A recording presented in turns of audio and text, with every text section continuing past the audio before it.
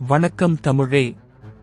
உங்கள் அனைவரையும் செல்வத்தின் தலைவி, சகல சௌபாக்கியங்களின் நாயகியான மகாலட்சுமி தேவி ஒரே இடத்தில் 8 விதமான ரூபங்களில் அருள்பாலிக்கும் புண்ணிய பூமிக்கு வரவேற்கிறோம். அதுதான் நம் சென்னை பெசன்ட் நகர் அஷ்டலட்சுமி திருக்கோவில். இந்த ஆலயம் வெறும் கோவில் அல்ல, இது ஒரு மகத்தான கனவின் வெளிப்பாடு. காஞ்சி மகாபெரியவர் ஸ்ரீ சந்திரசேகரேந்திர சுவாமிகள் அவர்களின் திருவுளப்படி இந்த ஆலயம் கடலோரம் அமைய வேண்டும் என்று விரும்பினார்.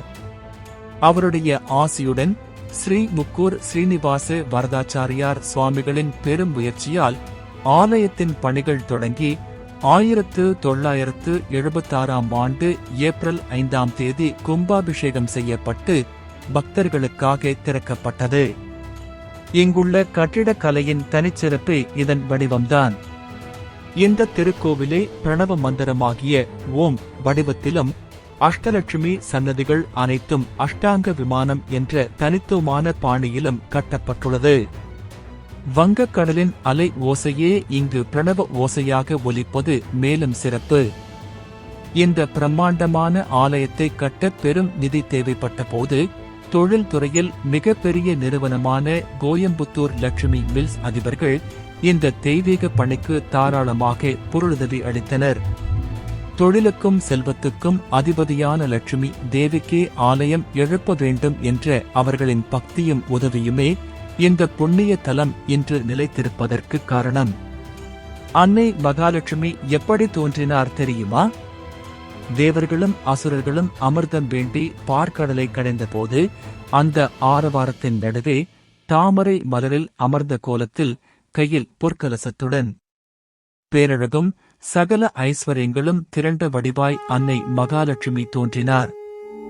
அந்த திருமகளே பின்னாளில் மகாவிஷ்ணுவின் திருமார்பில் நிலையாக குடியேறி உலக மக்களுக்கு செல்வத்தையும் செழிப்பையும் அருளும் தாயாக மாறினார்.